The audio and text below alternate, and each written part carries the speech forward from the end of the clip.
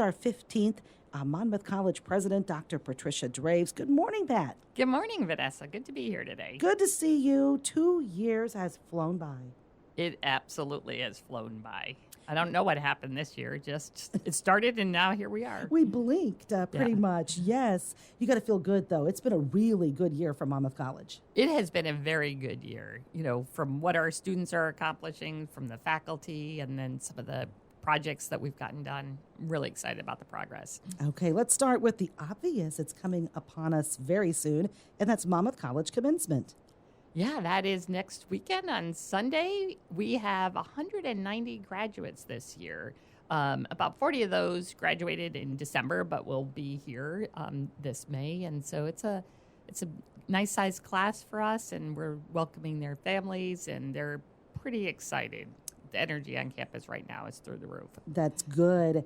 Tell us a little bit about that day, who's speaking, where it's at, kind of the particulars. So, it's in front of our iconic building, Wallace Hall, on the lawn.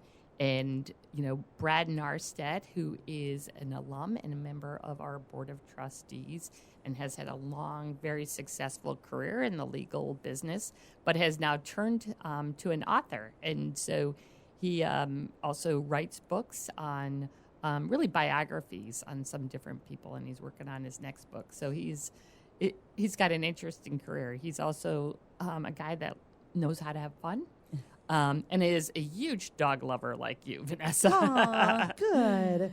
Well, I'm excited. We'll talk to Brad on Tuesday and check in with him, get to know him a little bit as an audience, and then prepare for him on Sunday on campus. 190 graduates, and you get to hand out those diplomas. I do, and get to shake all their hands. I have the best seat in the house. When you see students at one side of the stage and they're approaching you to pick up their diploma and hear their name called, I cannot tell you how many big tears are filled in those students' eyes. So it takes me a while not to cry right with them. So, and that's everyone from, our linebackers at, 300 pounds to, it's everybody. You can see the pride in their in themselves. Yeah, looking forward to it. Monmouth College Commencement, what time does that take place? Ooh, that is a good question. I can't remember either. It's in the afternoon. Yeah, it's in the afternoon. It's either noon or 1 o'clock. I should know that. Well, you got a week to prepare. Yeah. We got to get through this weekend first. I know, that's where I'm at. All right, Monmouth College Commencement coming up next Sunday on the campus of Monmouth College at Wallace Hall at the lawn. Okay, let's catch up on the year in review. Oh, gosh. We have had so much. I was, drinking a cup of coffee thinking about today's show and, what to include, not to include. So, we'll just scratch the surface. But, obviously we're here for one reason and one reason only, for students, right? And, our tagline is, students ready for success. How do we get them ready for success on campus every day, but past, graduation as well. So, this is a busy time of year. There's lots of year-end events. We had 100 students present, original research or creative work at our Scholars Day. And it is amazing what they do, from, researching the impact of superheroes to scientific research to, statistical research and computer science. And our engineering students created a golf ball retriever, and testing that on our 2 golf courses on campus. So interesting things. I think because you keep and are very supportive of our students, especially in communication. But our Courier, which is our student newspaper, won a lot of Illinois awards, 10 of them. And so I'm very proud of their work. And those are in different stories. Some of those were individuals. We've had 5 music concerts this week, everything from, choir to wind ensemble to jazz to orchestra. And it's been really nice to see an increase in our community coming out to enjoy, the arts at Monmouth and to support our students. And then one of the things we do really well at Monmouth is offer kind of outside the classroom experiences. And that means, getting in a van or getting on an airplane and going on the academic side to different conferences. So, psychology national conferences. A week and a half ago, we sponsored a psychology conference on campus where 5 or 6 colleges from around brought students, whether it was Knox or Western and McHenry down in St. Louis. And so that was a great event, and obviously our students did work there.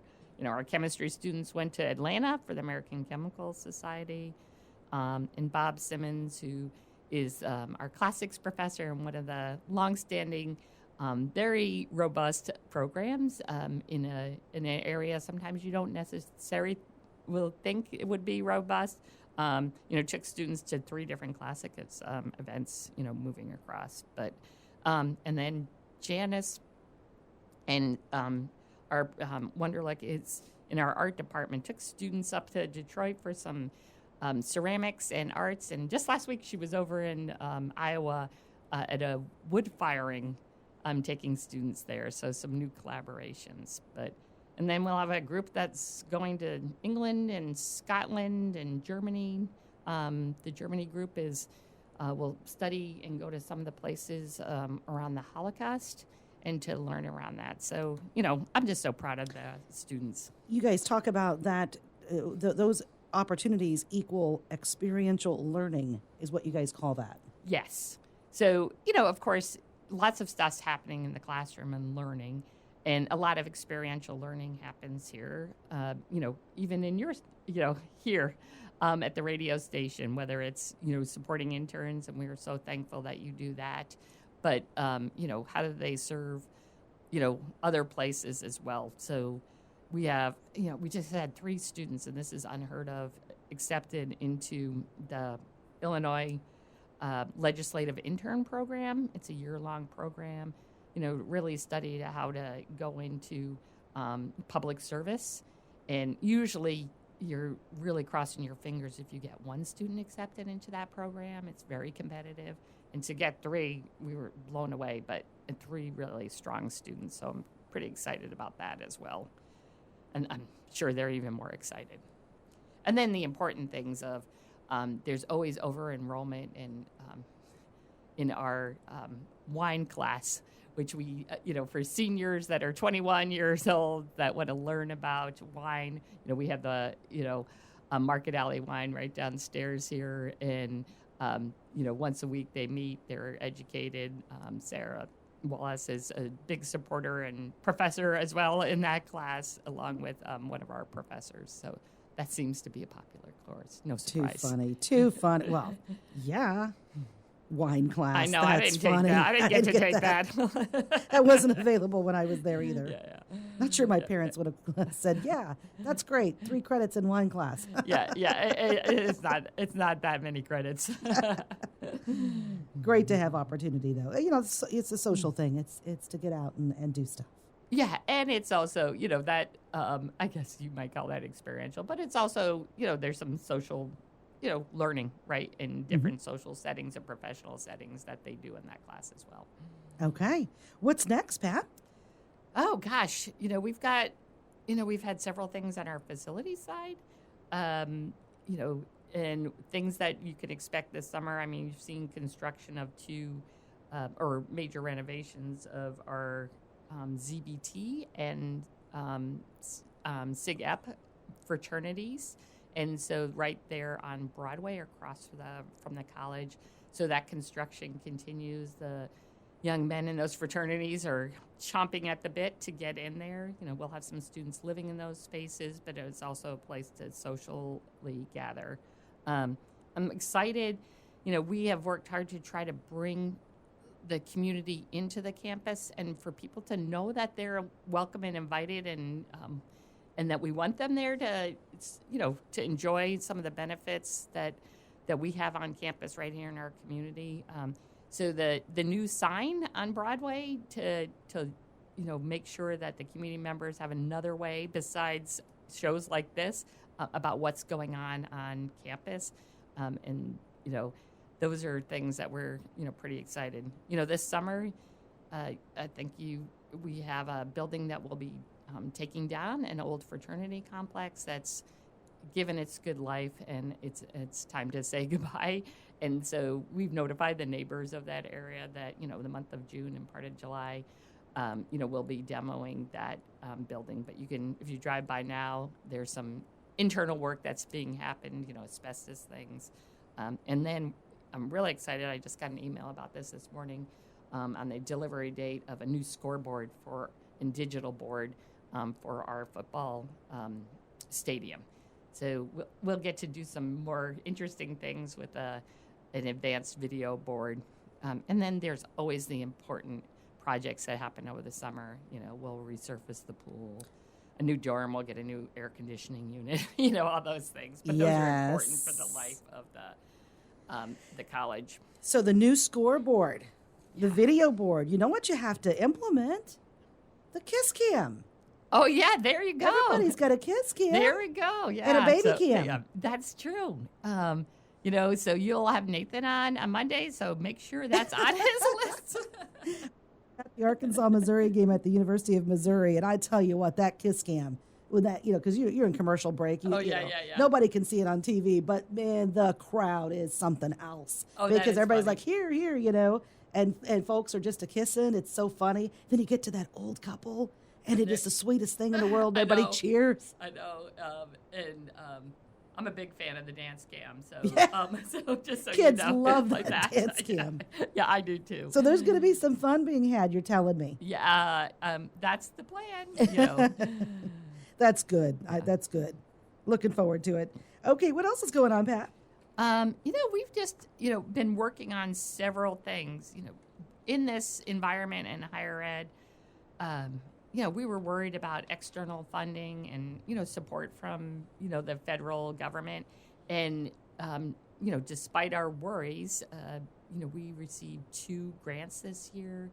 One is for a TRIO program, and that is a program that is for under-resourced students or first-generation students, and it allows us to hire some people that can help them, navigate higher education, do some things like financial literacy, help them with additional academic advising support and tutoring support. But there's also, some work that they get to go out into the community. So they just went to, I think, the Mississippi Museum.